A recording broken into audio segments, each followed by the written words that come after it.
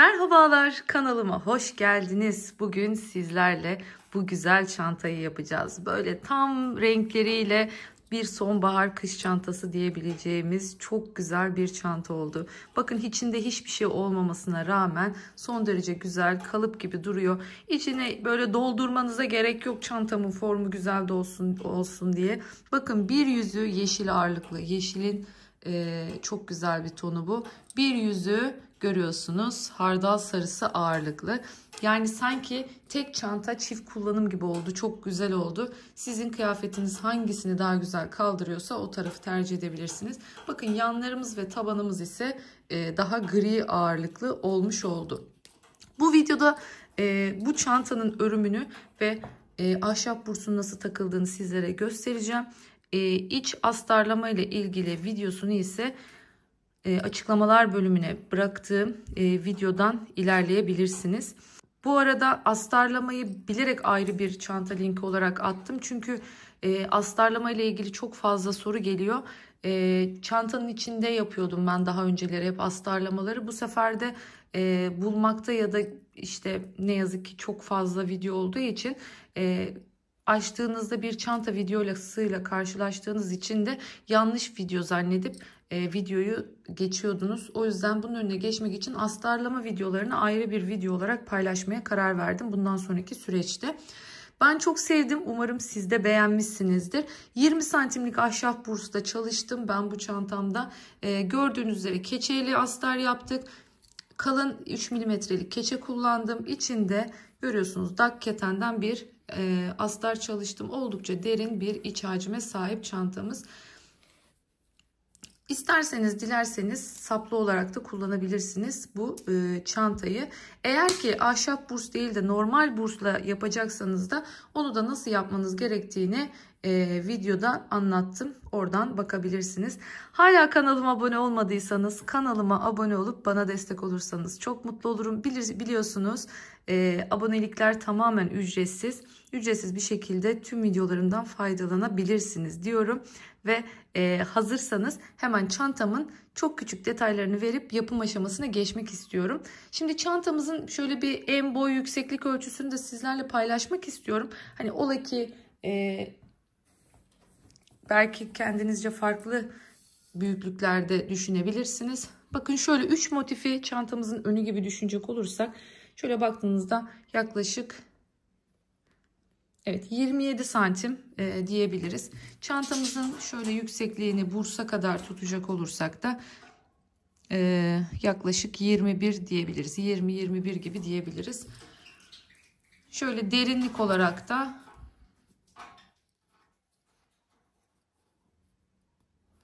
...10 santim derinliğinde ölçüsünü verebiliriz. Motiflerimiz toplamda 19 motiften oluşuyor bu çantamız. Motiflerinizi siz istediğiniz dizaynda yapabilirsiniz.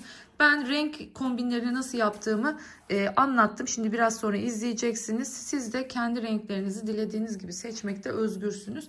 Ama özellikle şu göbekteki çiçek detaylarını verebilmek için en azından 3 renk kullanmanızı tavsiye ederim. Yani en az 3 renk kullanmanızı tavsiye ederim. Ama siz tabi dilerseniz benimki gibi bu şekilde normal 5 renk seçeneğiyle de örebilirsiniz diyorum. Ve haydi hazırsanız hemen başlayalım. Şimdi biliyorsunuz ben 5 tane renk kullandım bu çantamda. Bir tanesi şöyle biraz koyu bir gri. Bir tanesi açık gri. Şöyle yeşilin güzel bir tonu. Bordo ve hardal sarısı. Bunlar benim renklerim. Elimde kalan iplerden de. Böyle daha pastel bir çanta olmasını istediğim için ben bu renkleri tercih ettim. Şimdi motifleri yaparken renk olayında sürekli değiştireceğiz. Yani bütün kombinasyonları deneyeceğiz. Mesela örnek olarak göstereyim. Burada en son yerleştirirken dış sırayı baz alıyoruz. Yani çünkü bakın en büyük görüntü şu dıştaki renkte olduğu için ben bu renkleri baz aldım. Sürekli diğer ortalarını değiştirdim. Bakın görüyorsunuz bu farklı. Bakın bu bambaşka. Hep farklı farklı seçeneklerde yaptım. Ama hepsinin ortak noktası ne şimdi bu elimdekilerin? Dışının gri olması. Yani en dıştaki kısımlarının gri olması. Bundan şimdilik ben işte 5 tane hazırlamışım ama 6 tane olacak. Burada ben bu etrafı yeşil olanlar, bakın görüyorsunuz, yine hepsi böyle farklı farklı şekillerde. Bundan da yine 6 tane. Şu bir tane sarılı olan dış çerçevesi. Şimdi bundan da 6 tane ve bir tane 19'uncuyu da bakın en dışı bordolu olarak yaptım. Şimdi bunu yaptığımda buna nasıl karar verdim onu söyleyeyim size. Şimdi hepsinden önce birer tane yaptım. Sonrasında baktım ki bu bordolu olan çok baskın oluyor. Yani diğerlerine göre bordo daha burada baskın bir renk olduğu için ne yaptım? Yani böyle bordo derken de hafif mürdümümsü bir bordo bu.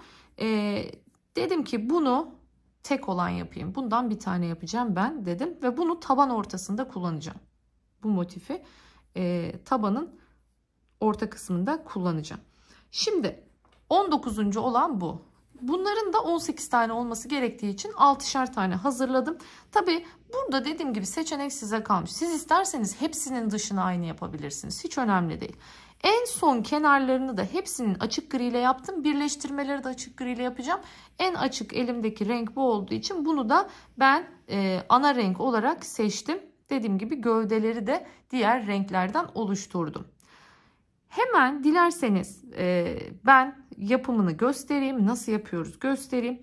Şöyle istediğimiz bir renkten başlayabiliriz. Dediğim gibi bu şundan bir tane kalmış yapacak olduğum. Bundan 2 tane kalmış. Bundan da yine bir tane kalmış yapacak olduğum. Dilerseniz şundan yapalım. Şöyle bakalım hangisinden daha az yapmışım. Aslında hemen hemen evet hepsi farklı zaten. Şöyle kafama göre başlayayım o zaman. Önemli değil. Bunları kenara alalım. Ha bu arada motifimizin hemen büyüklüğünü de söyleyeyim ben size. Benim motifim ne kadar büyüklüğünde oldu. Bakın 9,5 santim.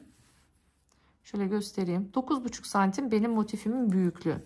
Şimdi diyelim ki çok kalın bir ip kullandınız. Sizin ipleriniz daha kalındı ve bu daha büyük bir ölçüye ulaştı. O zaman ne yaparsınız? Dilerseniz bunu 4 renkli de yaparaktan şu en son yaptığım sırayı yapmayıp şu görmüş olduğunuz şu an sarı olarak gördüğünüzü ana renginizi koyarsınız. Motiflerinizi bu şekilde küçültüp dengeleyebilirsiniz. Bu dediğim gibi tamamen size kalmış. Yani bu ölçüler koton ipe göredir. Onu baştan söylemiş olayım. Şimdi ben bu çantayı örerken biliyorsunuz benim elim çok gevşek değildir. Gerçi bu yünde olabildiğince gevşek örmeye çalışıyorum. O yüzden 3,5 milim örerken kullandım. 3 milim de daha sonra üst kısmını örerken kullanacağım. Ağız kısmını en son yaparken biraz toparlamam lazım çünkü çantayı. Neden? Çünkü bursumuz bakın burada. Bursa göre birazcık toparlayabilmek için orada 3 milimetrelik tığa geçeceğim. Ama normalde 3,5 milim. Tabi siz hiç önemli değil. Hepsini de 3 milimle örebilirsiniz. 3,25'i de örebilirsiniz. 3,5 da örebilirsiniz. Ama 3 ile 3,5 arasında olsun, daha büyüğü ya da daha küçüğü olmasın dedikten sonra hazırsanız hemen motifimizi yapmaya başlayalım. Şimdi şunu yapalım dedik. Göbeği bordo ile başlayayım o zaman. Alıyorum bordo rengi.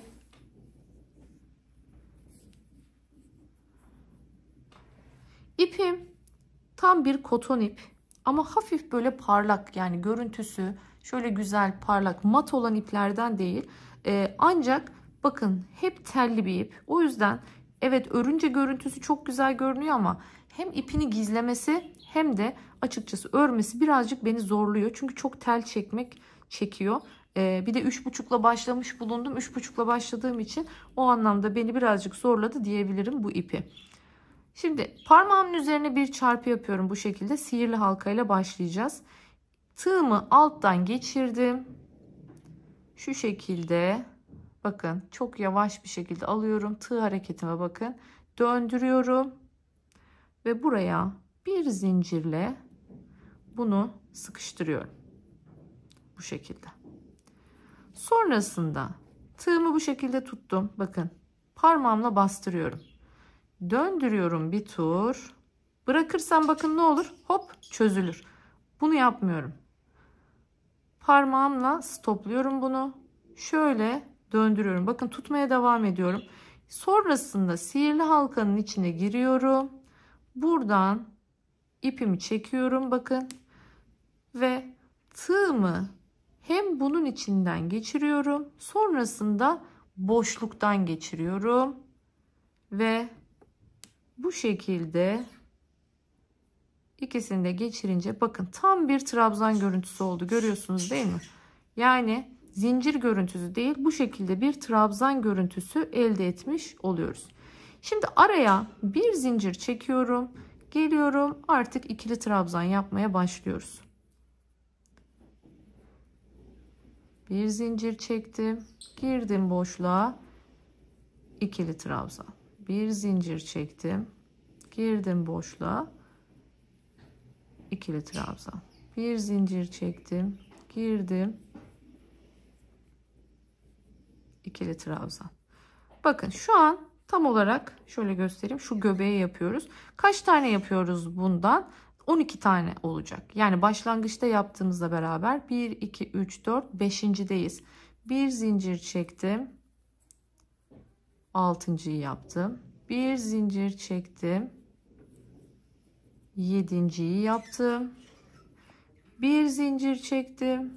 8.'yi yaptım. Bir zincir çektim. 9.'yu yaptım. Bir zincir. 10. Bir zincir. 11. Ve bir zincir çekip 12.'yi yaptım.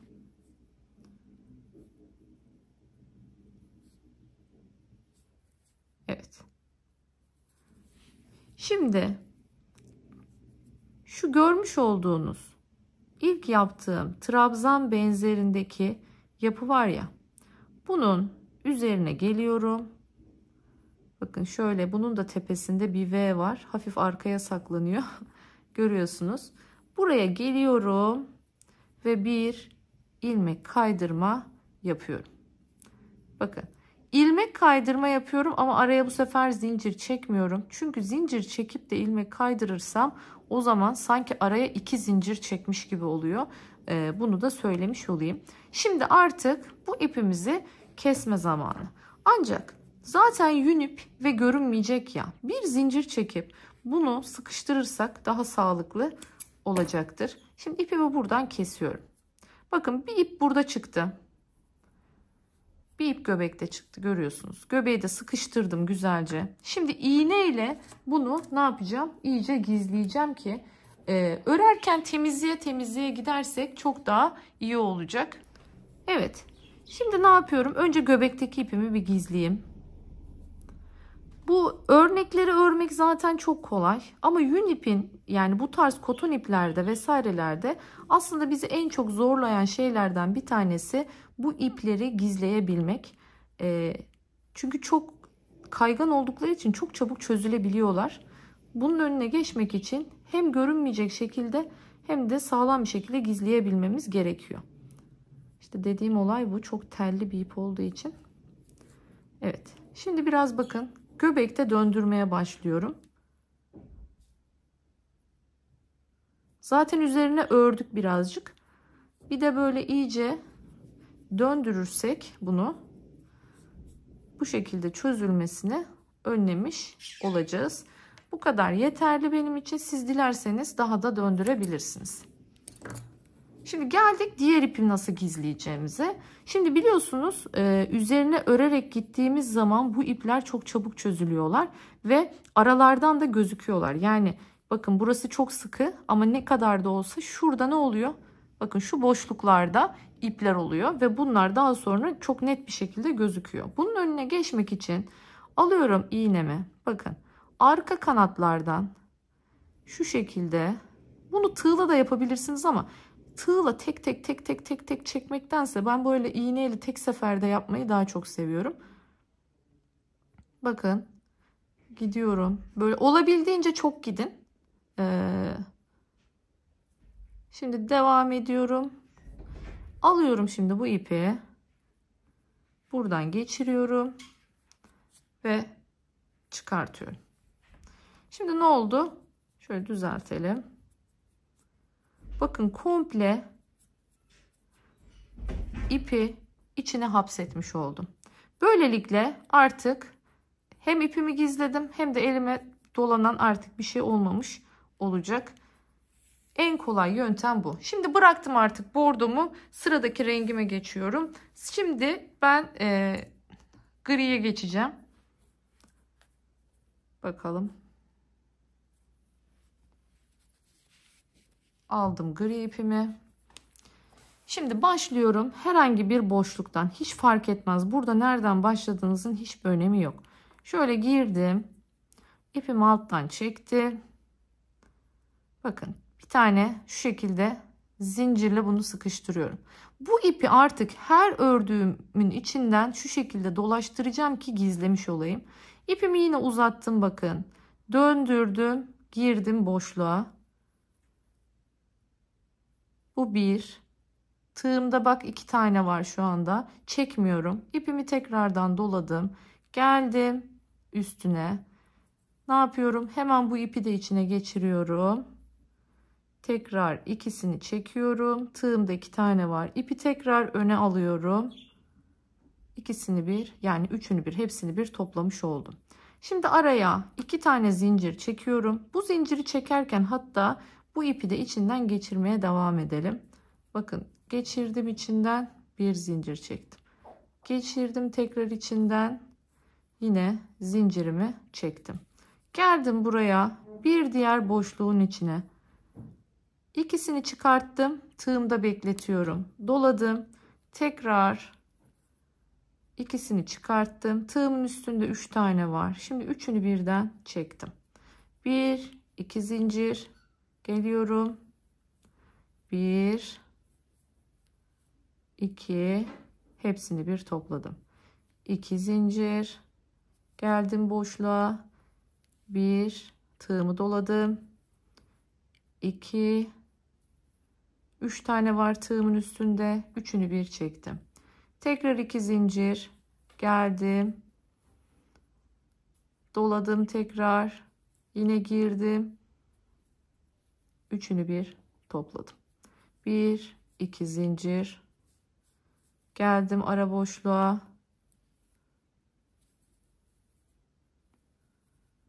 Topladım. 1, 2. Geldim. Yani aslında klasik bizim fıstık dediğimiz örneğin ikilisini yapıyoruz. 16 motifli çantamı örenler bilirler. Aslında bir nevi onun benzerini yapıyoruz. Sadece bir yerinde farklılık var. Onun dışında aynı diyebiliriz. Evet, devam ediyorum artık ben.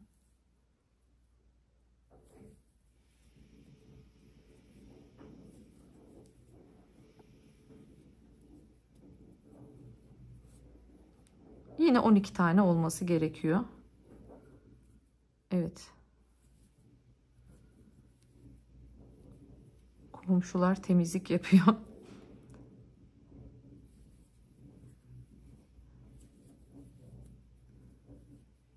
Evet, bitirdik. Bakın görüyorsunuz. Son derece düzgün bir şekilde tamamladık. Şimdi bir zincir çekiyorum. 2 zincir çekmiyorum. Bakın dikkat ettiyseniz. Hemen geliyorum. Buradaki fıstığın tepesine geliyorum. Ve buraya bir ilmek kaydırıyorum. Bakın görüyorsunuz. Zaten benzer bir delik oluşmuş oldu bu sayede. Tekrardan sıkıştırdım. İpimi kestim. Evet, burayı da bitirmiş oluyoruz. Bu arada bu arkadaki ipimizi bunu kesebiliriz. Şimdi aynı şekilde bu ipimizi de gizleyeceğiz. Yine arka loplardan bakın.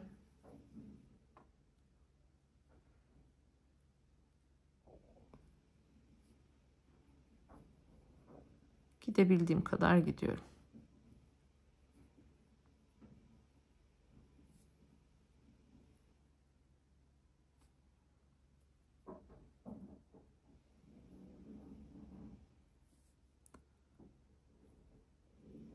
Aslında burada sadece bir çanta yapmıyoruz. O kadar çantalarımda olabildiğince sizlere çok fazla püf noktası vermeye çalışıyorum.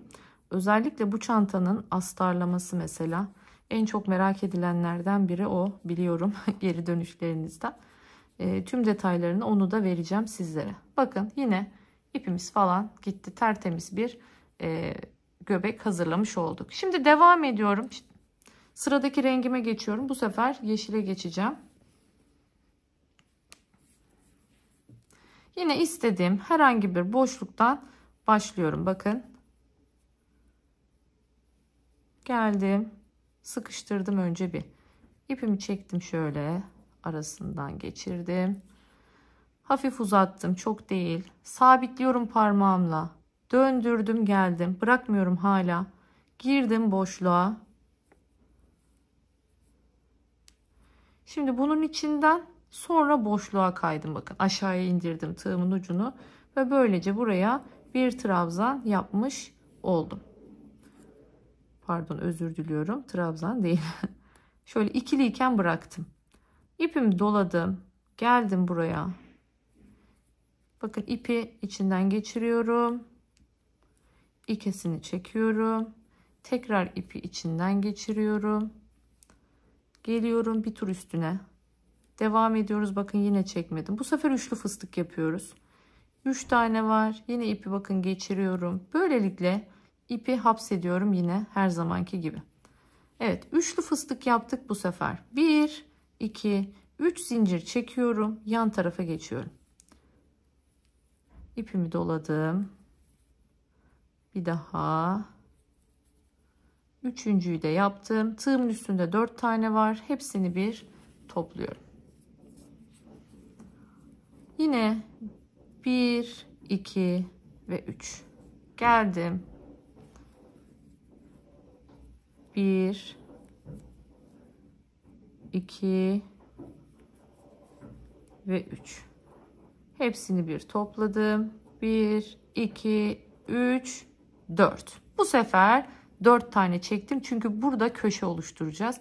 Bakın aralarda 3 tane çektim. 3 tane çektim. Şimdi dördüncüyü çektim. Birinci, ikinci ve üçüncü. Hepsini topladım. Araya 1, 2, 3 zincir. Geçiyorum yan tarafa. Yine aynı şekilde 1, 2 ve 3. Topladım hepsini. 1, 2, bakın 3 tane de bir yapıyoruz. Yine 3 zincirimi çektim. Geldim.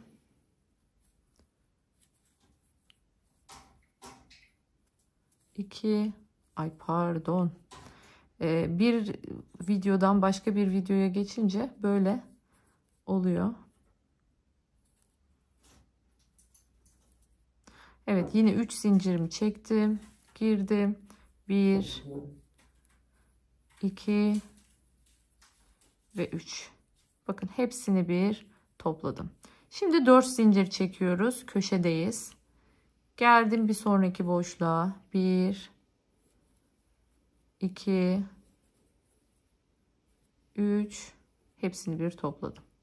1, 2, 3 zincir. 1, 2, 3. Hepsini bir topladım. Yine 1, 2, 3 tane girdim. 1, 2, 3. Hepsini bir topladım. 1, 2, 3. Geldim bir sonraki boşluğa. Yine üçlü fıstığımı yaptım. Bakın şimdi 3, 3, 3, 4 zincir çekecektik. Burada bak kaçırmışız. 4 zincir.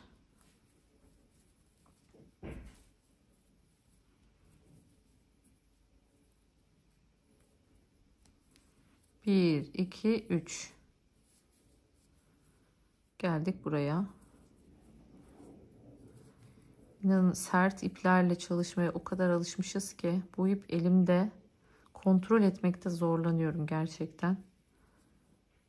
Üçünü bir topladım. 1, 2 ve 3. Yine geldim. İkinci ve üçüncü. Evet. Hepsini yaptık. Şimdi 1, 2, 3 tane çekiyorum. Normalde biliyorsunuz buraya 4 tane çekecektik. Ama ne dedim? İlmek kaydırma yaptığımız zamanlarda bir zincir eksik çekiyoruz. Birleştirdim tepesine. İlmek kaydırmayla bir zincir çektim. Ve yine bu ipimi de kesiyorum. Evet. Bakın görüyorsunuz. Son derece düzgün ilerliyor motifimiz. Şu ipi bir alalım arkadan, gizlediğimiz ipi. Şimdi ne yapıyorum? Yine iğnemi alıyorum. Her zamanki gibi arkasından. Şöyle arka loblardan ilerliyorum.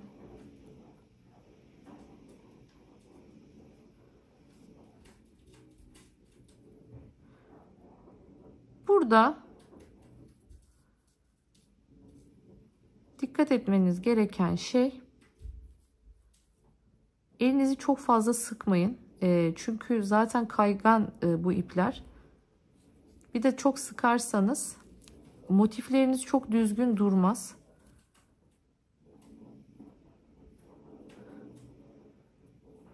Evet, ipimi bakın gene geçirdim. Ne yapıyorum? Geçiriyorum. Sonra elimle güzelce bir gevşet, bakın esnetiyorum.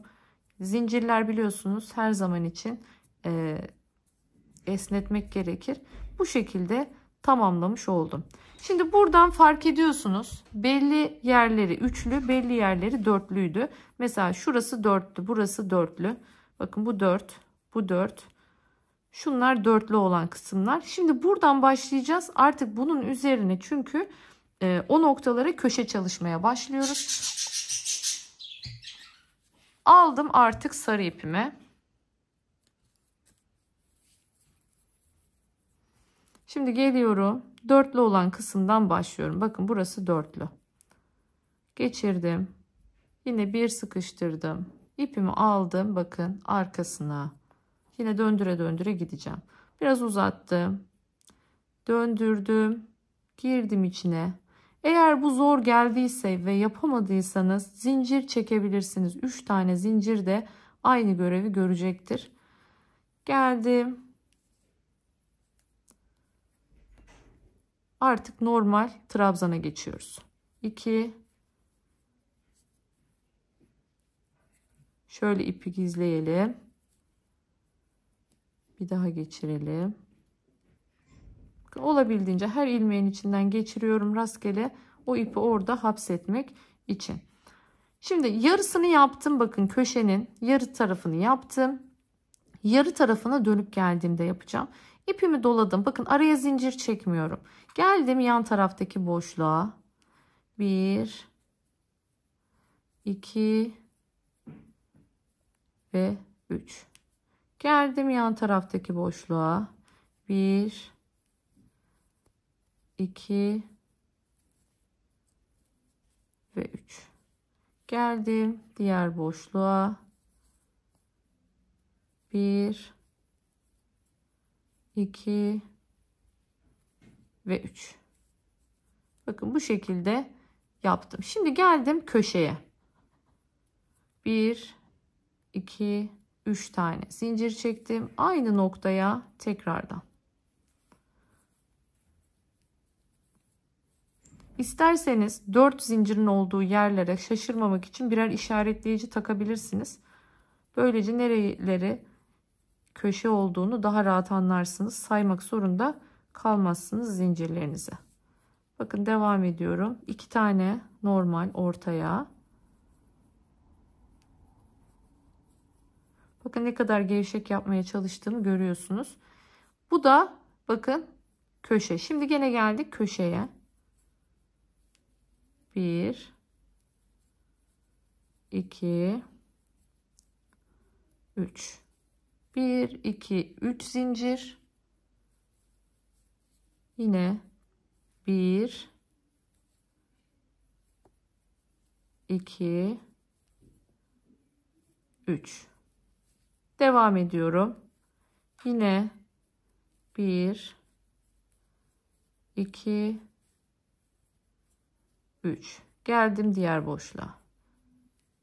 1, 2, 3. Geldim artık köşeye. İpim kopukmuş. Demek ki daha önce bir şeyler yapıp sökmüşüm herhalde. 2. Hem bu arada ipi de göstereyim şimdi. Bunda bu tarz böyle ip kopmasında bunda direkt bağlayabilirsiniz. Çünkü bunu içeriden diğer türlü gizlemek çok daha zor olacak. Dediğim gibi bu eğer bir kağıt ip olsaydı asla bağlamazdım. Ama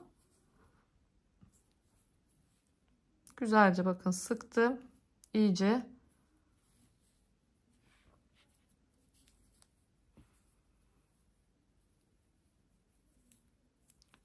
Evet, köşedeydik şu anda. 1. Ay, tam da zincir köşesine denk geldi. Böyle bir şey olamaz.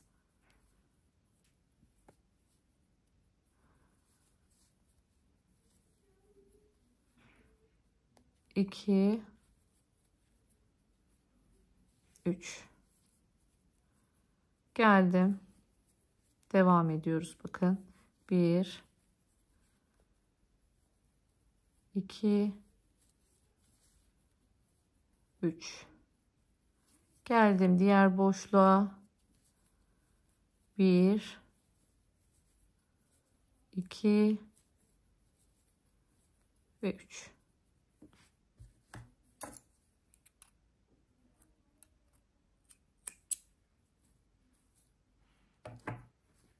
Şimdi artık başladığımız köşeye geri geldik. Görüyorsunuz. Şimdi bu köşede ne yapacağız? Bunun yarım kalanını yapacağız.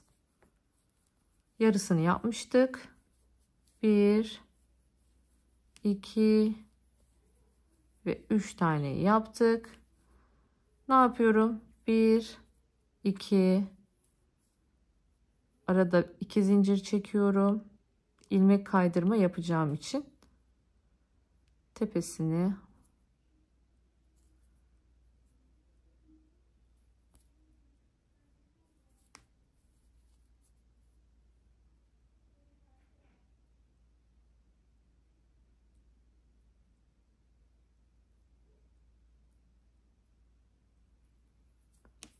evet girdim tepesine. Tel tel olduğu için zorlanıyorum biraz. Şimdi buraya ilmek kaydırdım ve bir zincir çektim. Kestim. Yine bakın şöyle örgümü açıyorum ve motifimi düzeltiyorum bu şekilde. Şimdi artık son sıraya geçtik. Bakın görüyorsunuz. Çok hızlı ilerleyen bir örnek. Hele bir de mesela tek renk yaptığınızı düşünün. Hiç renk değiştirmediğinizi düşünün. O zaman çok çok daha hızlı bir şekilde hemen bitirebileceksiniz. Yine ipimi aynı şekilde gizliyorum. Özellikle hiç bilmeyenler, yeni başlayanlar, herkes örebilsin diye. Bakın hiçbir şekilde kesmedim motifin yapımını. Aynen olduğu gibi gösteriyorum.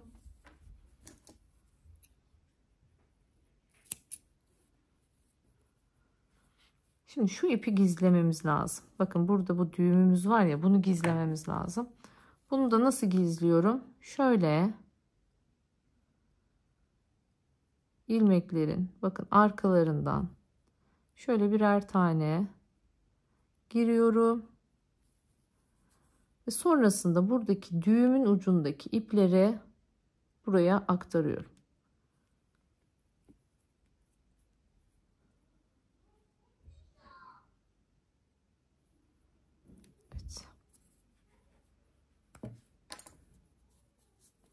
Evet. Evet, bakın ne oldu? Hapsetmiş olduk. Düğümün ucundaki ipler gitmiş oldu. Şimdi dilerseniz artık son sıramıza geçelim. Son sıramızda bakın, eğer şunu söyleyeyim, eğer sizin eliniz bana göre daha sıkı ördüyseniz ve herhangi bir kasma yaşıyorsanız şu aralara birer tane zincir koyabilirsiniz. Yani şuralara birer zincir koyabilirsiniz. Ama zaten esnek olduğu için ben herhangi bir şekilde ihtiyaç duymadım. Şimdi gri rengimize geçiyoruz artık. Yine bir köşeden başlıyorum. Rastgele herhangi bir köşeden başlıyorum. Girdim. Tekrar bakın, ipimi çektim alttan. Bir sıkıştırdım. Bu ipi arkaya aldım. Biraz uzattım. Döndürdüm. Girdim. Boşluktan geçirdim. Ve bir trabzan elde etmiş oldum. Şimdi bakın, gri ipin bir üstünden ördüm. Bir araya aldım ilmeğin arasına. Bir bu şekilde ördüm. Geldim tekrardan bir üstünden ördüm. Bir şöyle içinden geçirdim, ördüm. Sonra tekrardan şöyle içinden geçirdim, ördüm. Bu şekilde bu ipi içinde dolandırdım, durdum bakın. Şimdi ipimi doladım, boşluğa girdim.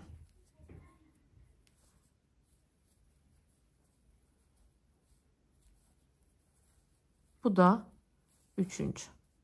Geldim yandaki boşluğa. 1, 2, 3. Geldim yandaki boşluğa. 1, 2 ve 3. Geldim köşe boşluğuna. 1, 2, 3. Sonrasında araya 1, 2, 3 zincir çekiyorum ve tekrardan örmeye devam ediyorum. Bakın, örgüyü asıldık. Düğümümüz geri çıkıp geldi. Gördünüz değil mi? İşte böyle bir ip, böyle bir durum.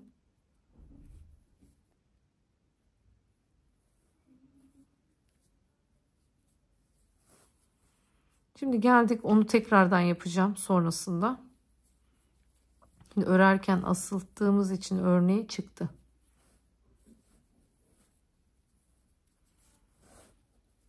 Şimdi mantık anlaşıldı. Artık son sırasını dolaşıp gelelim. Şuraya kadar geleyim. Şurada nasıl tekrar birleştireceğiz göstereceğim. Ondan sonra tüm motiflerimizi bu şekilde birlikte hazırlayacağız. Evet, şimdi geldim. Bakın, bitirdim. En son noktaya kadar. Burada bitireceğiz. Şöyle 1, 2 ve 3 tane zincirimi çekiyorum. İpimi çıkartıyorum.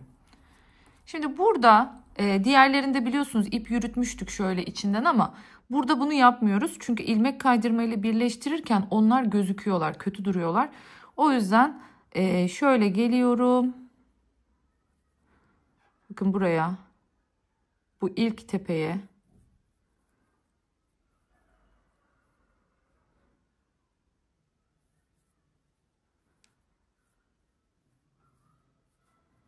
Şöyle geçtim. Yine aynı şekilde ipin çıktığı yerden giriyorum. Bakın, bunu sıkıştırıyorum.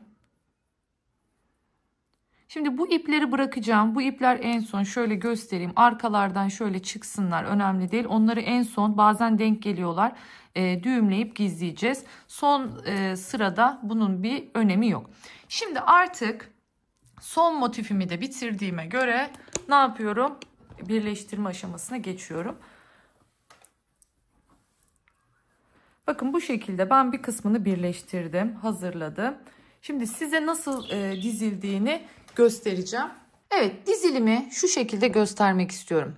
Hatırlarsanız 6 tane en son sınırını yeşilden yapmıştım. 6 tane sarıdan yapmıştım. 6 tane griden yapmıştım. Koyu griden. Ve bir tane de bordolu yapmıştım. O bir tane bordoyu taban ortasına denk getirdim. Şöyle ilk başta karışık yapmayı planlamıştım. Sonra dedim ki neden çantamız çift taraflı olmasın? Yeşil, kenarı yeşil olanları bir yüze yaptım. Bakın burası çantamızın bir yüzü. Kenarı sarı olanları bir yüze yaptım. Grileri de, kenarı gri olanları da şu şekilde kenara denk getirdim. Bunu birleştirmenin en kolay yolu size hani anlatırken bu şekildeydi. Şimdi ne yaptım? Öncelikle onu bahsedelim. Sonrasında da nasıl birleştirdiğimi tekrardan şimdi göstereceğim. İlk olarak uzun. Şuradan başladım. Bakın şöyle buraya kadar geldim. İlmek kaydırma ile birleştirdim. Buradan başladım. Buraya kadar geldim. İlmek kaydırma ile birleştirdim. Ondan sonra başladım. Burayı birleştirdim. Ve yatay birleştirmeleri yaptım. 2 tanesini yaptım. Şimdi diğerlerini göstermek için bıraktım size. Şimdi ben ilk olarak ne yapacağım? Direkt şöyle şurayı birleştireceğim. Bakın. Buradan burayı birleştireceğim. Ondan sonra çanta şeklini vermeye başlayacağız burada. Bu haliyle bir ekran fotoğrafı alabilirsiniz. Dizilimi ilk olarak birleştirme dizilimini bu şekilde yapıyoruz. Bakın şu kısım şurası taban, burası ön, İşte burası arka dersek şu 2 tane de yanlar olmak üzere bu şekilde bir birleştiriyoruz. Bu birleştirmeyi tamamladıktan sonra normal çanta formuna geçeceğiz. Şimdi dikey birleştirmenin nasıl olduğunu göstereceğim. Yatay birleştirmenin nasıl olduğunu göstereceğim. Yine her zamanki gibi bakın ilmek kaydırmayla ben birleştirmeyi tercih ettim. Biliyorsunuz şu hanım dilendi modelinde örerken de son sırayı örerken de buradan bataraktan birleştirebiliyorsunuz. O şekilde yaparım ben tekrardan sonradan birleştirmeyle uğraşamam diyorsanız siz isterseniz o şekilde yapın. Ama onda aralarda bir şu üçlülerin aralarında boşluk kalıyor. Ben onu istemediğim için bu şekilde ilmek kaydırmayla birleştirmeyi tercih ettim. Şimdi dilerseniz artık bitirelim çantamızı. Sonrasında ağız kısmını öreceğiz ve en önemli kısım astarlama kısmına geçeceğiz. Ama astarlamanın videosunu siz ayrı bir video içinde izleyeceksiniz. Bu tarz çantaları nasıl astarlıyoruz? Keçeli astar nasıl çalışıyoruz? Onu linkini ayrıyetten açıklamalar bölümüne koyacağım. Açıklamalar bölümünden astar videosunu tıklayaraktan astar yapımını izleyebilirsiniz. Şimdi birleştirmeyi öncelikle bitirelim. Evet bakın şimdi artık şu kısmı birleştirmeye başlıyoruz. Şöyle çevireyim. Şu şekilde birleştireceğim. Burada tığ küçültmüyorum. Bakın aynı tığla yapmaya çalışıyorum ki ilmeklerim sıkı olmasın, kasma yapmasın. Çünkü bakın burada gayet rahat ilmeklerim olduğunu görüyorsunuz. Şimdi eğer ki bunu burada değiştirirsem tığımı bunlar kasma yapar, büzme yapar. İlmek kaydırmalarını olabildiğince sıkmadan yapacağım. Şimdi biliyorsunuz ortalarda 3 tane zincirimiz vardı. Bu 3 tane zincirimizin hemen ortasındaki bakın zincirden giriyorum. Yani ikinci zincir olmuş oluyor bu. Yine aynı şekilde bunu alıyorum elime. Bunun da bakın 1, 2, 3 tane zincir var. Bunun da ortadaki zincirinden giriyorum. Hemen alttan ipimi verdim. Şöyle bir ikisinden bu ipi geçiriyorum ilk olarak. Geçirdim. Şimdi diğer zincire kayıyorum. Bakın bunu sadece ilmek tutmak için kullandım. Şimdi diğer zincire geçiyorum. Geçtim. Geldim. Buradaki diğer zincir. Bakın şurası. Yanındaki zincire giriyorum. Şimdi yine ipim alttaydı. Bir tane bakın bir bundan geçiriyorum. İpim o kadar telli bir ip ki. Şimdi bir tane de bundan geçiriyorum ve bu ilmeği de bunun içinden geçirip ilk ilmek kaydırmamı bu şekilde oluşturmuş oluyorum. Şimdi geldim artık trabzanın tepesine. Bir tane yine buradan aldım. Bir lob buradan aldım. Bakın birer lobuna giriyorum. Çektim. İlmek kaydırdım. Bakın hiç sıkmıyorum. Devam ediyorum. Bir diğerinden girdim. Bir diğerinden girdim. Bakın. İpimi çektim. İkisinden de çıkarttım. İlmek kaydırdım. Geldim. Buradan. Yine karşısından hep teker lobuna batıyoruz. Birer lob bırakacağız. Hem kalınlık olmaması için hem de daha güzel bir görüntü, bir hat oluşması açısından. Sırayla bu şekilde karşılıklı girip ilmek kaydırıyorum. Burada dikme yöntemini de kullanabilirsiniz. Dikerek de birleştirebilirsiniz. Diyorum ya, tamamen sizin göz zevkinize kalmış. Örneklerin arasında nasıl bir dizayn olsun istiyorsanız onu kullanabilirsiniz.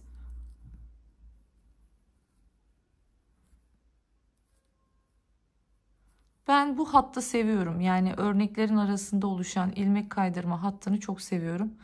O yüzden üşenmiyorum.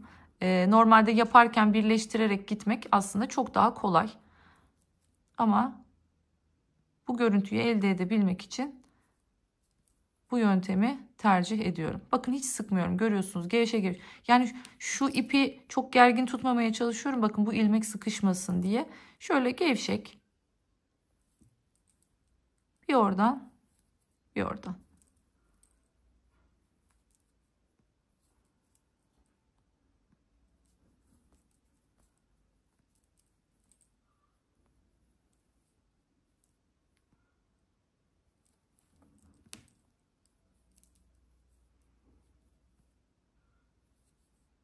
Son artık bakın son üçlü trabzandayız. Şimdi ortadaki en kenardaki geldim zincire bakın. Birinci zincir, buradan da birinci zincir, ikinci zincir, buradan da ikinci zincir. Evet. Birleştirdim. Ve şimdi bakın bir zincir çekiyorum. Geliyorum diğerine. Şimdi diğer motifi birleştireceğim. Yine aynı şekilde bakın geldim. Ortadaki zincir burada. Yine buraya geldim.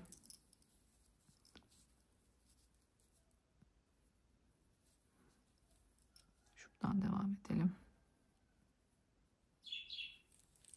Bunun da ortadaki zinciri. Bakın ikisinden geçirdim. İlmek kaydırdım.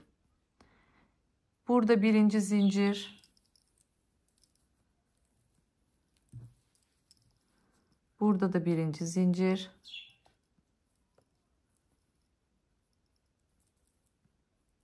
Geldim. İlmek kaydırdım. Şimdi tekrardan bakın trabzanların üstüne geçtim. Karşılıklı. Sayılarımız hep aynı olduğu için birleştirmeler çok kolay oluyor. Her ilmeği karşıdaki diğer ilmekle birleştiriyoruz.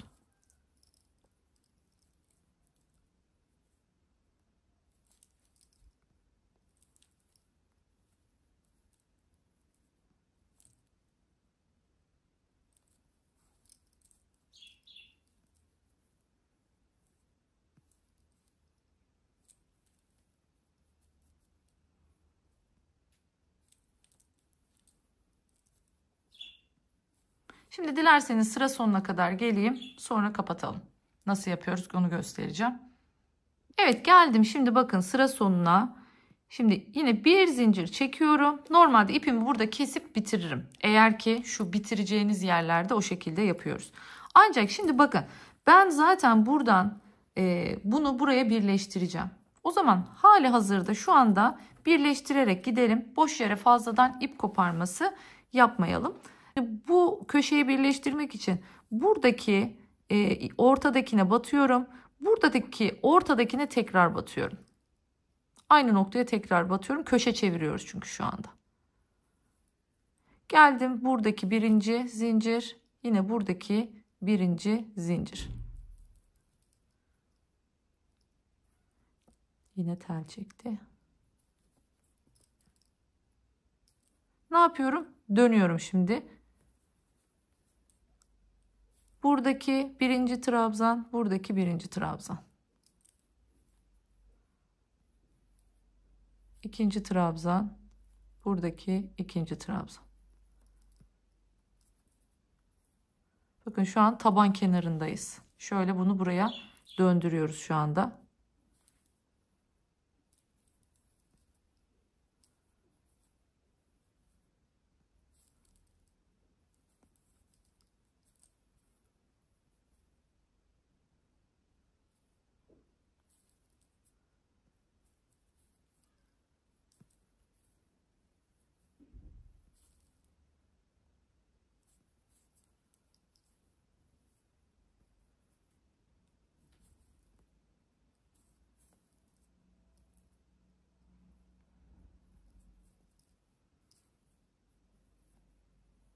Bakın bu şekilde. Şimdi devam edeyim. Şuraya kadar, köşeye kadar geleyim. Oradan devam edelim. Evet, bakın geldim şimdi köşeye. En son trabzanınkini yaptım. Şurada normal, biliyorsunuz, birinci zincirimize de yine yaptık. Yapacağız. Evet, yaptım. Şimdi bu sefer artık buradan devam edeceğiz birleştirmeye. Bunun için ne yapıyorum? Şimdi burada yine bir köşe döneceğim için, bakın buradaki şu aradaki kısmı atlıyorum. Bunun ortadaki zincirine giriyorum. Aynı şekilde tekrardan bunun ortanca zincirine tekrar giriyorum. Ve ilmek kaydırdım. Yine buradaki zincir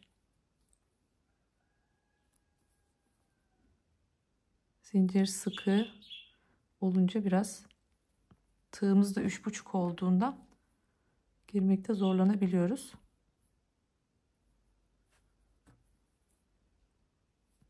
Buradan girdim. Yine karşı taraftaki, bakın buraya geldim. Buradaki de aynı şekilde zincirden giriyorum. Zincir. Şöyle bir bakayım. Bu bunun üstü, bu bunun üstü, bu bunun üstü. Evet, yanlış yere girmişiz burada. İkinci zincire değil, birinci zincire girmişim yanlışlıkla. Onu düzeltmem lazım şimdi.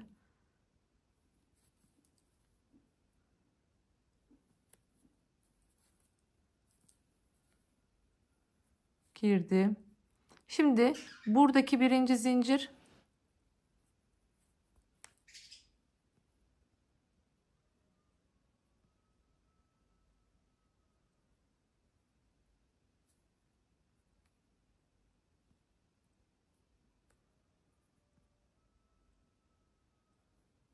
evet. Şimdi yine buradaki birinci zincir.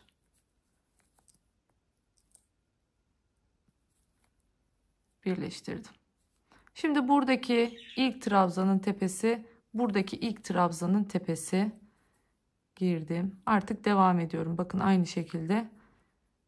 Şurada ipim gizlenmiş. Bakın onu alta almam lazım. Unutmuşum onu. Gizleyivermişim öyle.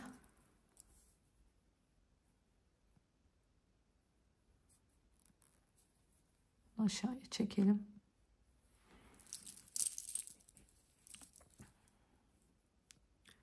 Buradaki ikinci, buradaki ikinci. Buradaki, buradaki. Yine karşılıklı, bakın, ilmek ilmeğe gelecek şekilde gidiyorum. Şimdi yine bunun da sıra sonuna gelelim. Ondan sonra tekrardan göstereceğim. Devam edeceğiz eklemeye. Bakın şu taban şeysi oluştu biraz. Şimdi tabandan sonra yan tarafı yapıyoruz ya şu anda. Bakın ilk motifimi eklemiştim. Şimdi şu ikinci motifimi de ekleyeceğim. Bir tarafın yan tarafı eklenmiş olacak bu şekilde. Tabii şu daha arayı eklemedim. Dönelim şimdi. Bakın dediğim gibi bu iplerin tamamını arkada birbirleriyle birleştireceğim. Şimdi buraya geldim. Bir zincir çekiyorum. Geçiyorum buraya. Buradaki birinci trabzana giriyorum. Yaklaşalım tekrardan.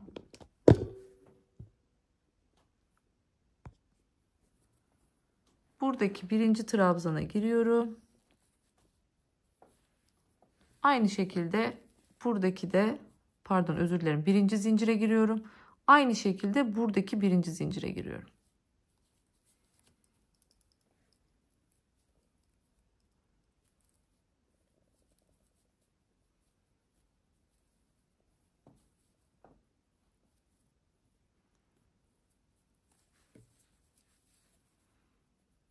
Altta ipler çok olunca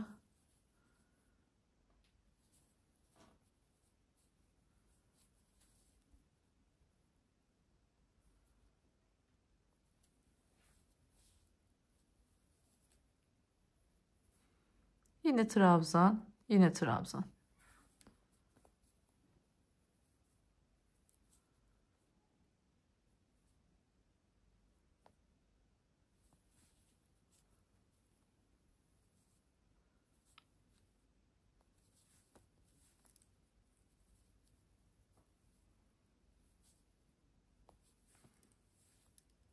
Şimdi ağız ağza gelecek şekilde burayı da ekleyelim. Şimdi bunun da sıra sonuna geleyim. Ondan sonra devam edelim. Evet, bakın geldim sıra sonuna. Son artık ortadaki ikinci zincirleri de ekledim. Bakın bu şekilde işte zincir çekiyorum ve kesiyorum. Evet, bitirdik. Şimdi geldik. Bakın artık diğer tarafı ekleyeceğim. Şöyle bir tekrardan açıyı genişletelim. Bütünü görebilmek adına. Şöyle bakın, burası tabanımız. Yani çantamız şöyle olacak. Şöyle. Şimdi şu yanın birleşmesi lazım. Bakın buranın birleşmesi lazım. Bunu yaparken de ne yapıyorum? Şimdi şuradan başlıyorum. Burayı bilerek eklememiştim hatırlarsanız. Şuradan bir başlayacağım. Buradan burayı, buradan burayı, böyle bütün bu tarafı ekleyerek gideceğim. Siz istediğiniz mantıkta ekleyebilirsiniz. Yani hiç önemli değil. Zaten mantık belli. 6 motif önde, 6 motif arkada, 2 yanda, 2 diğer tarafta, 3 tane de tabanda olmak üzere zaten motiflerimizin dizilimi bu şekilde. Siz burada istediğiniz sıralama şeklini tercih edebilirsiniz.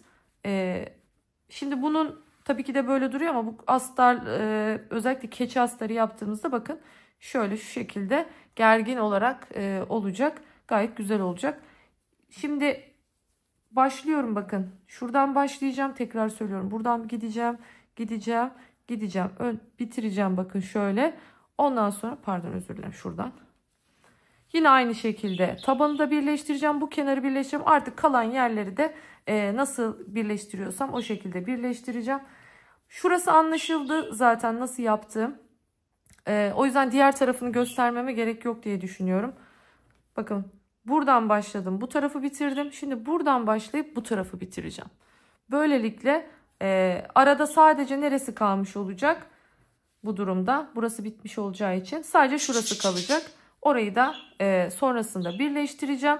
Ağız kısmında hem ipleri nasıl gizleyeceğimi de göstereceğim biraz sonra. Hem de ağız kısmını sık iğnesiyle birlikte devam edeceğiz.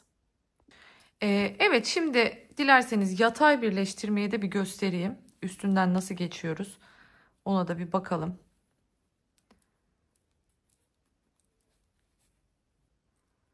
Başlamıştım ama sonradan hatırladım ki yatayı göstermemişim. Bir onu da tekrardan göstereyim. Bu arada ipiniz hep alttan olacağı için şuralardan falan ip geçirmeyin sakın.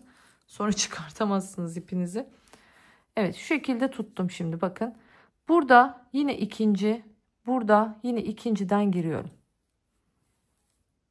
Başlarken. İkisinden yine ilmeğimi çıkarttım. Şimdi yine aynı şekilde bakın. Buradaki birinci zincir.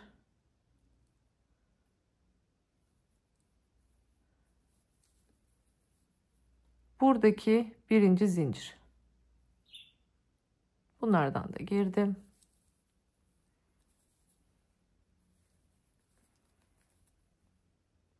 Ve ilmek kaydırdım. Şimdi buradaki şu üçüncü trabzan. Buradaki üçüncü trabzan. Bunlardan da girdim. İpimiz altta kalsın. ilmek kaydırdım. Buradaki ikinci trabzan, yine buradaki ikinci trabzan, alttan ipimi çektim, ilmek kaydırdım. Yani başlangıcı bu şekilde başlıyoruz. Geri kalan kısmı zaten orta kısım aynı. Şu köşeleri nasıl yapacağız? Yani tam ki birleşim noktalarını, iki ilmek kaydırmanın birleştiği nokta, şuraları nasıl yapacağız? Hemen oraya kadar öreyim, orayı da göstereyim. Ondan sonra devam edelim. Evet, şimdi bakın buradaki birinci zincirle buradaki birinci zinciri de yaptım. Şimdi bir tane zincir çekiyorum. Geçtim şimdi bu tarafa. Yine buradaki birinci zincir, buradaki birinci zincir. İkileri artık daha önce battığımız için bir daha batmıyoruz. Oradan zincirle geçtik. Yine buradaki trabzan, buradaki trabzan. Şu köşeleri her zaman üstünden bir zincir çekerek ne yapıyoruz? Atlıyoruz. Diğer tarafa geçiyoruz. İlmek kaydırmayla yoluma devam edeceğim. Yine bakın görüyorsunuz. 1 ile 1'i aldım. Şimdi 2 ile 2'yi alacağım. 2, 2.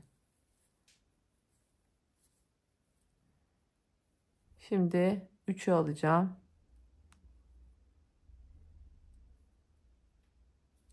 3, 3.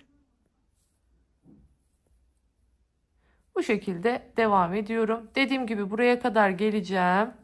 Ondan sonra tekrar tabana döneceğiz. Burayı birleştireceğim ve ana formatına ulaştırıp çantamızı artık ağız kısmıyla devam edeceğiz. Evet, şimdi artık bitirdik. İpleri en son temizleyeceğim. Şu ağız ipindeki ipler de şimdi örerken gidecekler. Bakın şöyle yan ortadan başlayacağım. Görüyorsunuz. Tam şurası. Buradan başlıyorum.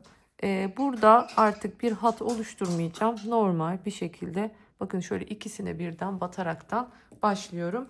3 milimetrelik tığıma geçtim. Artık ağzını toplama zamanı. Bakın 3 milimetrelik tığa geçtik. İpimi alttan çekiyorum. Sıkıştırıyorum. Bu benim ilk sık iğnem yerine geçiyor. Hemen yanından devam ediyorum. İpi de içinde yürütüyorum. Hiç gevşek yapmaya çalışmıyoruz burada. Oldukça sıkı bir şekilde öreceğiz. Ağız kısmını toplayacağız burada. Astarlamayı yaparken şu anda bunu örmeden bir genişliğinin ölçüsünü alın. Daha sağlıklı olması açısından sonra ağız ölçüsünü ayrıyetten alıp tekrardan yapacağız. Bakın bu şekilde. Şimdi burada şuraya bir tane batıyoruz. Geliyoruz. Buraya atlıyoruz. Şu boşluğa bir tane batıyoruz. Normal. Her trabzanın üstüne bir tane. Şuradaki zincir boşluklarına da birer tane yapıp o ağız kısmını toplatıyoruz.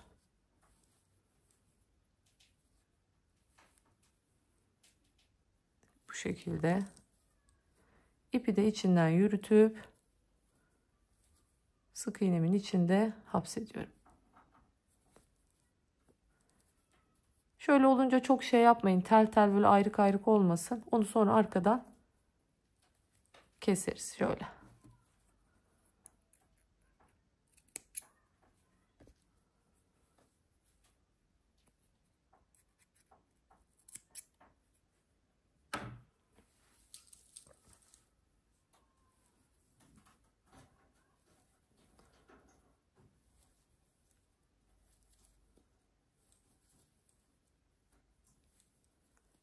Şu köşeyi de tekrar göstereyim. Ondan sonra sıra sonuna kadar örüp geleceğiz. Bakın her trabzanın üstüne bir tane yaptım. Zincir boşluğuna bir tane. Sonrasında geldim buradaki zincir boşluğuna yine bir tane. Ve trabzanın tepesinden yoluma devam ediyorum. İpimi de içinde yürütüyorum.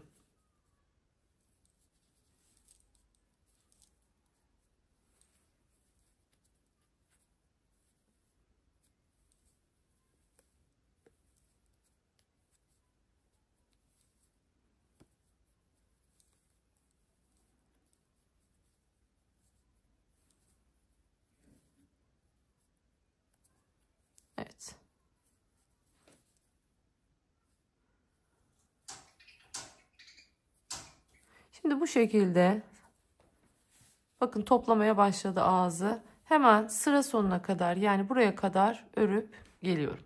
Evet, şimdi bakın son sık iğnemi de yaptım. İpimi uzatıyorum. Her zamanki gibi. Şu ilk sıkıştırdığım zincir değil, ilk yaptığım sık iğne, bakın. Şu görmüş olduğunuz sık iğnenin tepesi. Yerini açtım. Görüyorsunuz değil mi? Yani koyarken, onu takarken bile tel çekiyor. Gerçekten çalışması çok zor bir ipti benim elimdeki. Şöyle ilmeğimi geçirdim. İpimi arkaya çektim. Geldim. Uzantısından tekrar girdim. İpimi geçirdim. Bakın. Şimdi sıkıştırıyorum bunu. İlmeğimi çektim. Yine bakın bir zincirle bir üst sıraya geçtim. Şimdi yanındaki sık iğne tepesinden aynen devam ediyorum. Şimdi geleceğim. Yine aynı şekilde üste çıkacağım.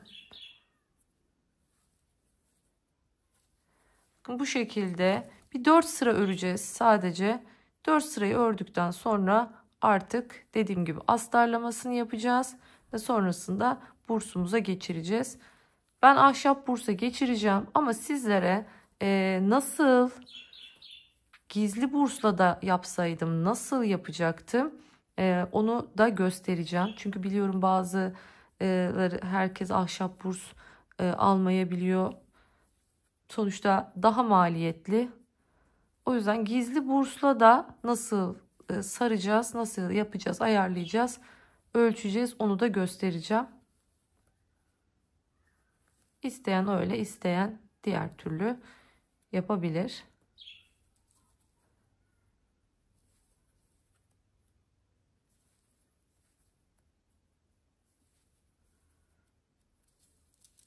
Şimdi bakın bayağı toparladı ağız kısmı artık.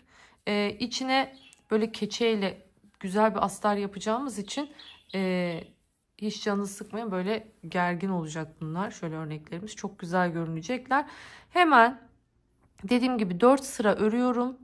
Ağız sık iğnesini 4 sıra ördükten sonra artık astarını hazırlıyoruz. Astarını hazırladıktan sonra ben ipimiz, yani örgümüz zaten koton ip olduğu için çantaya astarı birleştirirken direkt makinede birleştireceğim, bilginiz olsun. Yani elde dikmeyeceğim. O yüzden direkt astarlayacağım ve astarladıktan sonra bursa geçirip zaten çantamızı bu şekilde bitirmiş olacağız. 4 sırayı tamamlayıp geliyorum.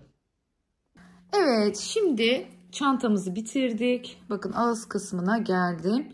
Şimdi burayı iğneyle gizledim ben. Nasıl yaptığımı göstereceğim şimdi sizlere. Bakın son sık iğnemizi yaptıktan sonra ipimizi iğnemize geçiriyoruz.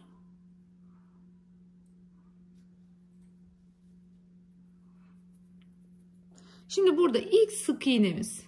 Bakın şurada. Bunun iki kanadına birden şu şekilde giriyorum.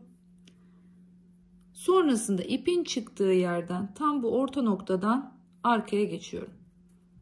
Geçtim arkaya. Şimdi bu noktada artık bir yerde ipimi sabitlemem lazım. Şöyle bir sık iğneden giriyorum. Burada bir düğüm attıraraktan bakın arkada bunu bu şekilde gizliyorum. Şimdi bunu birazcık içinden yürüterekten yok edeceğim. Şimdi şunu da göstermek istiyorum. Bakın orta noktada böyle iplerimiz toplandı. Şimdi bunları güzelce düğümleyeceğiz ve çok dibinden olmamak şartıyla keseceğiz. Yani etraftan gözükmeyecek şekilde ama yürütmekle de çok uğraşmanıza gerek yok. Tam şu orta noktada birbiriyle düğümleyip mesela ikisini bir yapın, ikisini bir yapın. Sonrasında küçükten şöyle kesebilirsiniz. Ya da üşenmem diyorsanız aralarından yürüterek de gidebilirsiniz. Hemen şunu da göstermek istiyorum. Geldik astar. Biliyorsunuz astarı makinede yapacağım ben. O yüzden bu aşamadayken bir göstermek istedim. Görüyorsunuz 3 milimetrelik keçe kullandım. İçinde dak keten astar kullandım kumaşı. Şöyle yatayda cebi olan bakın çok güzel bir keçeli astar çalışması yaptık. Detaylarına açıklamalar bölümündeki linkten ulaşabileceksiniz. Bu videoya da oradan bakabilirsiniz. Bu çantanın birebir ölçüsüdür bu. Bu şekilde öncelikle terledim. Bakın öyle bir dikiyoruz ki herhangi bir şekilde deliklerden falan gözükmesin diye. Terlemeyi mutlaka ihmal etmeyin. Çünkü ister istemez kalın ya bu keçe uygulaması olduğu için. Makinede eğer dikecekseniz, yani şunu makinede dikecekseniz benim gibi, o zaman böyle bir durumda kayma yapıyor. Özellikle şu keçeyi tutmakta zorlanıyor. Sadece kumaşı tutuyor mesela. Onun önüne geçmek için bu şekilde bir terleme yapmanızı tavsiye ediyorum. Şöyle hemen bir kabadan göstermek istiyorum. Ben daha iplerini temizlemedim ama. Şöyle bir koyalım içine. Şunu da söyleyeyim. Diyelim ki çok alakasız bir keçe var elinizde ve o an onu kullanmanız gerekiyor. Ve aralarındaki deliklerden göründüğünde de hoş görünmüyor. Bu da sizi rahatsız etti. İşte böyle bir durumda ne yapacaksınız? O zaman şu hazırlamış olduğunuz astardan bir tık, yani bir yarım santim daha genişini hazırlayıp aynı şekilde dışına da geçireceksiniz. Yani hem içi astarlı hem dışı astarlı olmuş olacak. Böylelikle o keçeyi kamufle etmiş olursunuz. Bakın bu şekilde geçireceğiz. Hemen zaten kalıplaşmış oldu. Kalıp gibi durdu. Bunu dikerken, çanta astarı buraya dikerken bakın sık iğnelerin şu alt noktasından tutturacağız ki şu kısmı nereye gidecek? Bursumuzun içinde kalacak. Böyle çantalarınızı kalıp gibi astarlayabilirsiniz. Dilerseniz ben hemen makinede dikişini yapayım. Astarı bitsin. Tabii önce iplerini temizleyeceğim. Sonrasında artık bursu nasıl takacağız onu göstereceğim. Evet, bakın artık çantamız astarlandı. Hazır. Şöyle göstereyim. İçinde keçe kullandığımız gibi için daha kalıplı bir çantamız olmuş oldu. Şimdi şu detayı hatırlatmak istiyorum. Eğer sizin bursunuz daha büyükse bu kadar ağzını sık bir şekilde küçültmeyin. Ben biliyorsunuz bursum 20 santimlikte. O yüzden bu kadar ne yaptım? Çantamın ağzının küçülmesini istedim. Siz bursunuza göre. Mesela diyelim ki bursunuz benim gibi 20 değil 22 santim. Mesela ne yaparsınız? Yine sık iğnenizi örersiniz ama bu sefer tığınızı küçültmeden örersiniz. Hani bu sayede dengelemiş olur. Bakın dimdik duran tok bir çantamız olmuş oldu. Astarımız ben şimdi biliyorsunuz bu normalde bu astarı istesek dikerken dikişlerinden keçeye monte edebilirdik. Ama ben hani bunu yapmıyorum. Neden? Çünkü olur ki bir şey olur, dökülür vesaire. Bunu böyle çıkartıp en azından şu kısmını çıkartıp yıkayabilmek hani bence daha kullanışlı oluyor diye düşünüyorum. O yüzden ben keçeyle astarı birbirine monte etmiyorum. Yani birleştirmiyorum. Astarı içinde serbest bırakıyorum. Şimdi ben bu çantada bakın alternatiflerimi gösteriyorum şimdi size. Bu şekilde bir yine ahşap ama dikdörtgen olan bursum var. Bu şekilde yine ahşap oval bir bursum var. Bunu takabilirim. Ya da hani yok da böyle burslarım. Diyelim ki gizli burslarım var. Bu tarz burslar takacağım. Şimdi orada nasıl bir yol izleyeceğiz? Öncelikle bunu zaten göstereceğim için ahşap bursu kenara alıyorum. Normal diyelim ki bir gizli bursunuz var. Ne yapacaksınız? Öncelikle bundan bahsedelim. Gizli burstaki en önemli olaylardan bir tanesi biliyorsunuz bunu sararak buraya yapmanız lazım. Monte etmeniz lazım. Burada ya çantanın ağız kısmını biraz daha şu tam yan ortadan şuradan ikiye ayırıp örgü olarak bunun etrafından sarmanız lazım ya da iple sarmanız lazım. Şimdi bunun için de size tavsiyem şu. Bakın benim şu anki bu burslarım biliyorsunuz hep normal gümüş renginde oluyor. Bu gümüş rengindeki bursun iplerin arasından görünmesi hoş bir görüntü olmuyor. Ne yazık ki.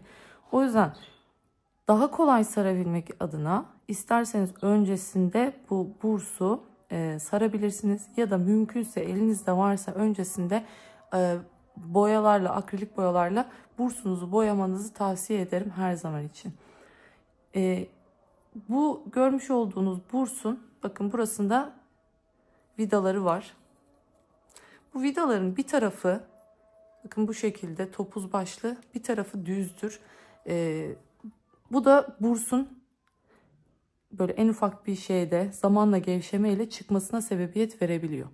Şimdi bunu önlemek için ilk olarak bursunuzu şu şekilde koyaraktan, sert bir zemin üzerine koyaraktan şu kısımlarını çekiçle döverseniz bu kısımları da aynı tepesi gibi genişler ve bursunuz bir daha hiçbir şekilde çıkmaz.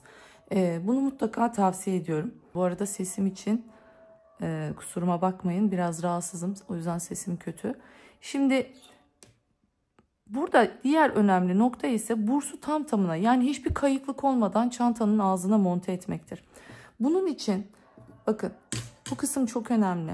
Şu kısımlarınızdan, tam yan ortalarınızdan ilk olarak bir ne yapıyoruz? Bağlıyoruz.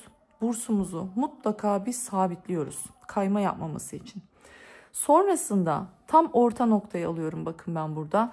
Tam orta noktayı, yine bursun tam orta noktasını sabitliyorum. Bunu bağladığınızda tavsiyem şudur. Üzerine şöyle bir yapıştırın bantla. Hani özellikle böyle koli bandı ya da kağıt bant gibi bir bantla yapıştırırsanız, çünkü bu ister istemez bağladığınız örgü kayacaktır, yeriniz şaşacaktır. Bunun önüne geçmek için mutlaka onu bağladıktan sonra yeri sabit kalması için üzerine bir bant atın. Sonrasında aynı şeyi ne yapın? Birazcık daha bu bursun orta kısmını belirleyin. Buranın da tam orta kısmını belirleyin. Bir buradan, bir buradan.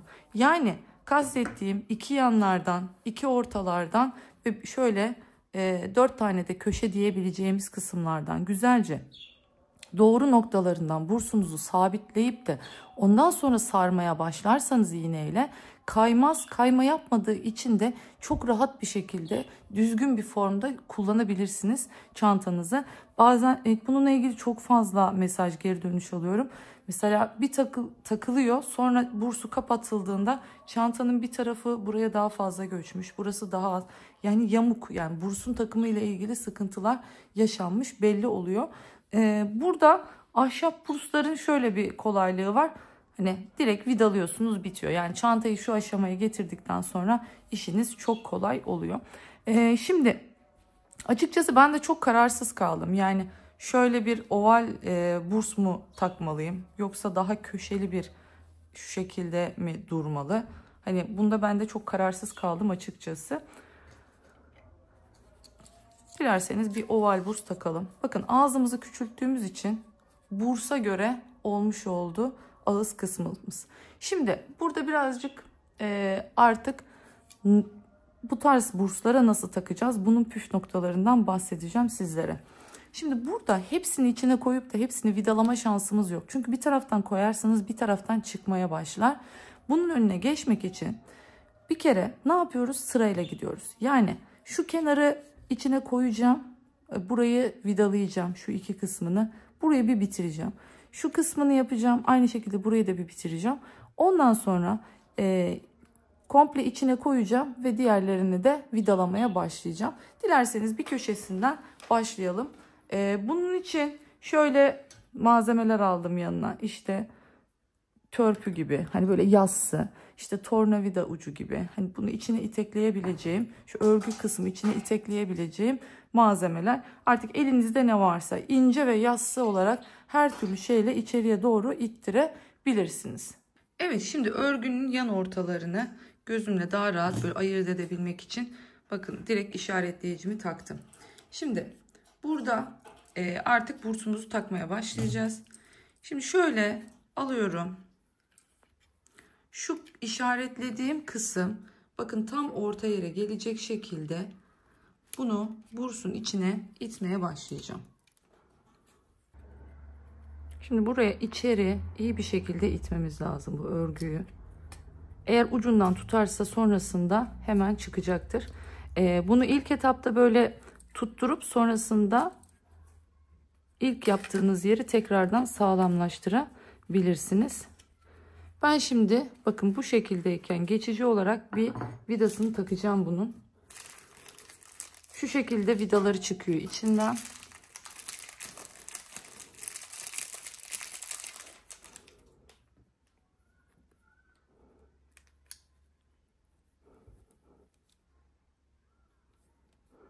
Kameranın altında takmak gerçekten oldukça zor oluyor.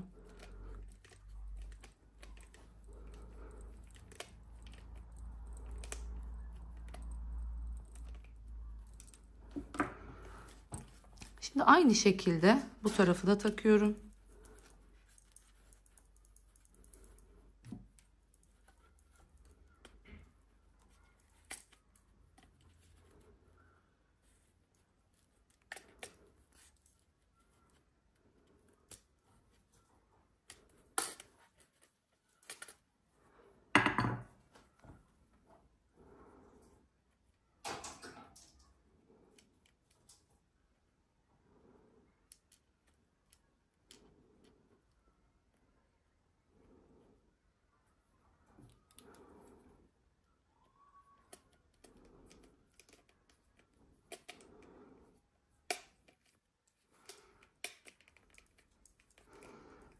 Burada vidamızın örgüye saplanması gerekiyor. Evet. Şimdi bir tarafı tutturdum. Bakın bu geçici bir tutturma. Yani ucundan kaymasın diye tutturdum. Bunları daha sonra güzelce içine koyup tekrardan yapacağım o kısmını. Ama ilk etapta şu yan kısımlarını amacım sadece sabitleyebilmek. Bunu niye çıkarttım hiçbir fikrim yok şu anda. Tekrardan takacağım. Bu bana ortada zararı yok zaten.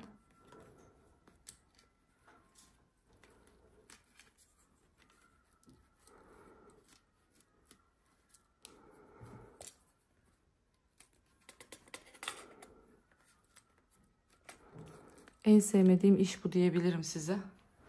Çünkü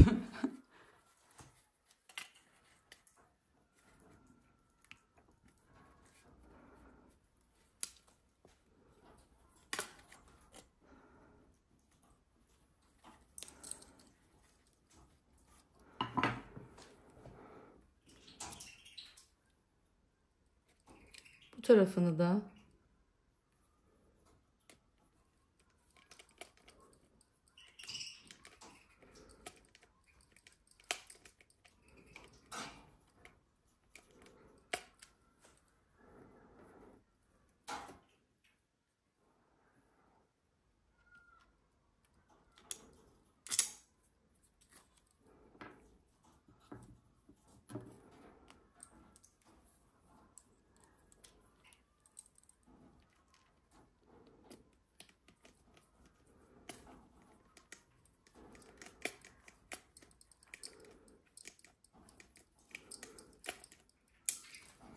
bakın şurası, şunlar tam ortası.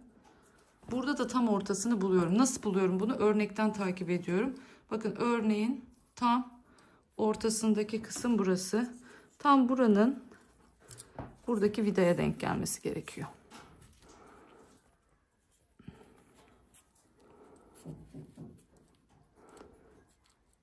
Şimdi artık kalıplı bir çantamız olduğu için, astarımız sert olduğu için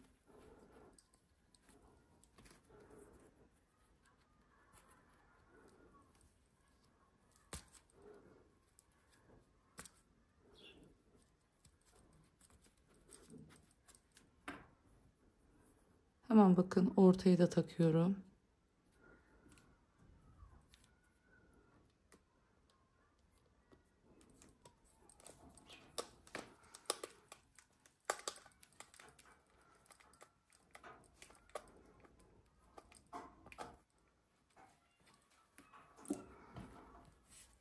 Bakın çıkmış bile yani. O kadar ucundan tutturmuştum ki.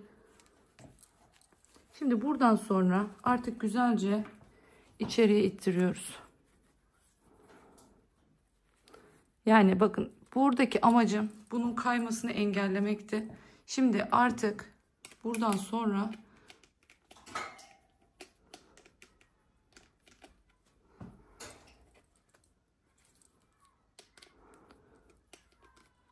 tam anlamıyla ittireceğiz. Yani bakın şöyle tutturdum ben ilk başta.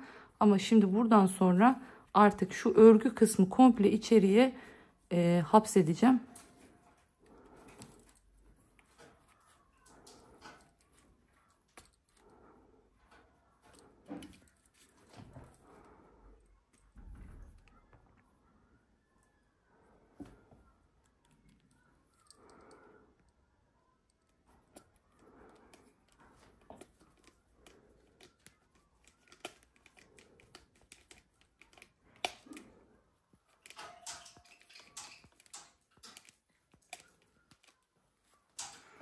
Evet, bakın dibine kadar bu şekilde ittirebildim.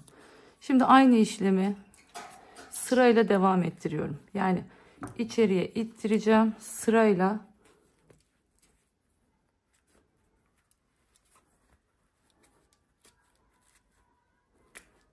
Görüyorsunuz, astara kadar ittiriyorum.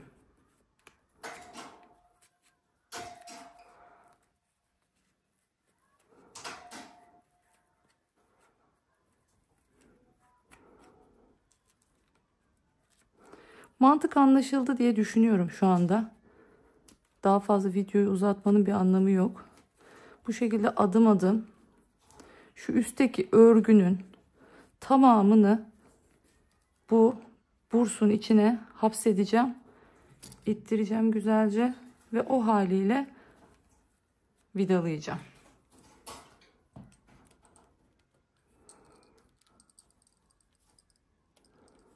Burada o yüzden dediğim gibi adım adım gitmeniz önemli. Hepsini içine koyup da hepsini aynı anda vidalayayım diyemezsiniz. Çünkü bir yandan çıkmaya ne yazık ki devam ediyor. Evet. Bakın bu şekilde şimdi sırayla hepsini yapacağım. Aynı şekilde burada bu tarafı da yapacağım. Ve ondan sonra finalde bitmiş haliyle görüşmek üzere. Evet, finaldeyiz. Bakın görüyorsunuz, gerçekten çok güzel, çok tatlı bir çantamız oldu. Gördüğünüz üzere böyle kıyafetlerinizle çok daha rahat kombinleyebileceğiniz bir yüzü, daha böyle yeşil ağırlıklı, çok güzel bir yeşilin çok güzel bir tonu. Bir tarafı ise görüyorsunuz böyle daha hardal sarısı ağırlıklı. Yanlarımız ise tabanımız ve yanlarımız ise daha gri ağırlıklı bir çanta hazırladık. Gerçekten çok güzel oldu. Biliyorsunuz örgü çantaların burslularının, yani bu iple yapılanların en büyük sıkıntısı şudur. Hani böyle hep fotoğraf çekerken bile böyle içlerine bir şeyler doldurmak zorunda kalırlar. Bakın içi bomboş bir çanta var karşımızda şu anda. Hiç içine bir şey koymanıza gerek yok. Yani sadece bir telefonunuzu, cüzdanınızı bile atıp gitseniz çantanız elinizde formunu asla kaybetmeyecek. Son derece şık, çok güzel, kullanışlı bir çanta yapmış olduk. Şöyle içini de açalım. Bakın görüyorsunuz, astarımızı taktık. Şunu bir sıkıştırmayı unutmuşum. Onu sıkıştıracağım. Bakın son derece düzgün olmuş oldu. Ben bu çantaya herhangi bir şekilde sap takmayı tercih etmedim. Ama siz dilerseniz bu çantaya hazır saplardan kullanabilirsiniz. Şöyle mesela ben buna takacak olsam artık deri bir sap takarım. Yani çünkü bunu artık örgü yapmam. Zincir sap tarzına bence pek uygun değil.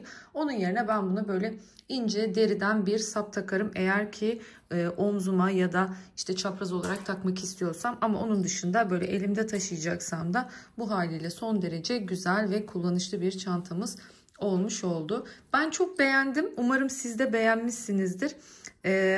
Gerçekten duruşuyla, tarzıyla, renkleriyle tam böyle kış renkleri, hani sonbahar renkleri dediğimiz renklerde hakikaten çok severek ördüm, çok severek çalıştığım bir çanta oldu. Hani evet, sen bu çantayı takar mısın Meltem? Evet, ben bu çantayı takarım. Gerçekten içime sinen bir çanta oldu. Bursum 20 santimdi.